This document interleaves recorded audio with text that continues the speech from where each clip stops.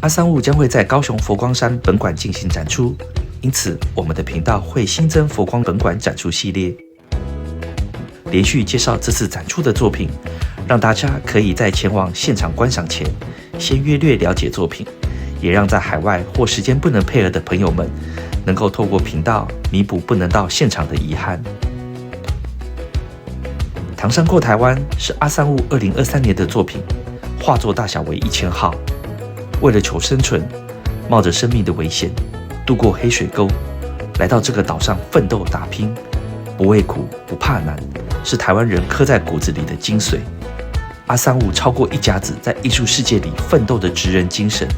正是凭借着这一股不放弃的坚持。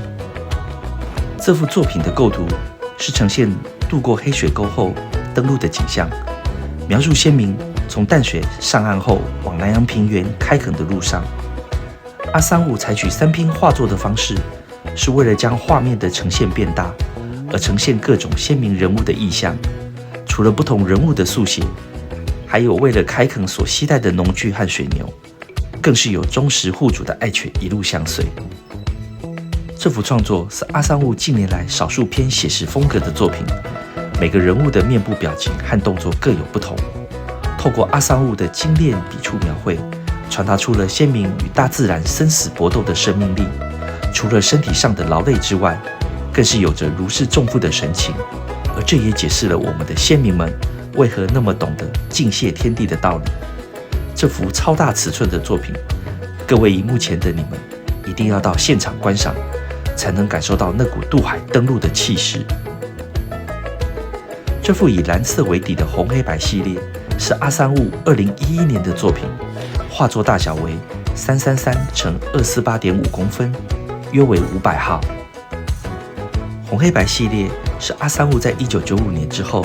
所创作出来的特有图腾符号，是一种半抽象的表现。此次佛光山展出中有不少此系列的作品，我们会在影片中依次介绍。不过完整的红黑白系列创作故事，就要请各位再等等哦。持续追踪我的频道，观赏频道内世界的阿三物首部曲，创作与人生系列的后续集数。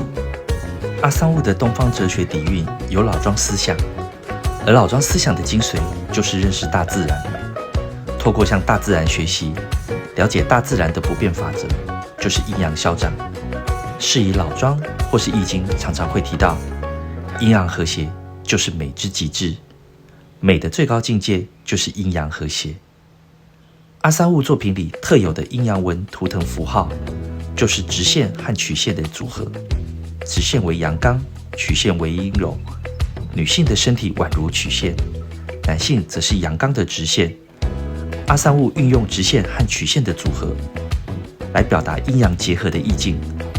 产生出一种生命的爆发力。透过阴阳纹图腾符号，作品呈现一个家族在丛林间快乐生活的意象。在世界各地原始部落进行研究的阿三物，行走其间，因此这些著名的生活景象，成为他最常入画的主题之一。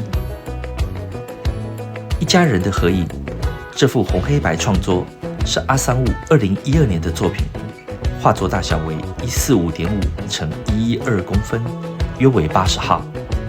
父母和孩子们一家人团聚的主题，也是阿三物喜欢创作的素材。童年时期，一家人在农村生活的景象，阿三物历历在目。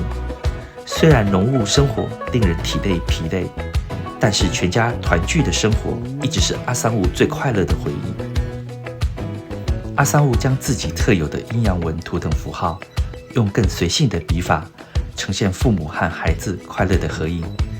画作笔触不受拘束的意象和颜料在画布上的流动，使得画面呈现更有不同风格。这幅自己的红黑白创作，画作大小为91×72.5公分，约为30号。阿三物在西画的创作过程中，一直不断尝试结合自身的东方哲学底蕴。红黑白系列与阴阳纹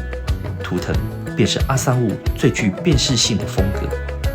红黑白系列在经过阿三物20多年的创作，在不同的主题和时期各有变化。这幅自己的红黑白作品，除了特有的阴阳纹图腾之外，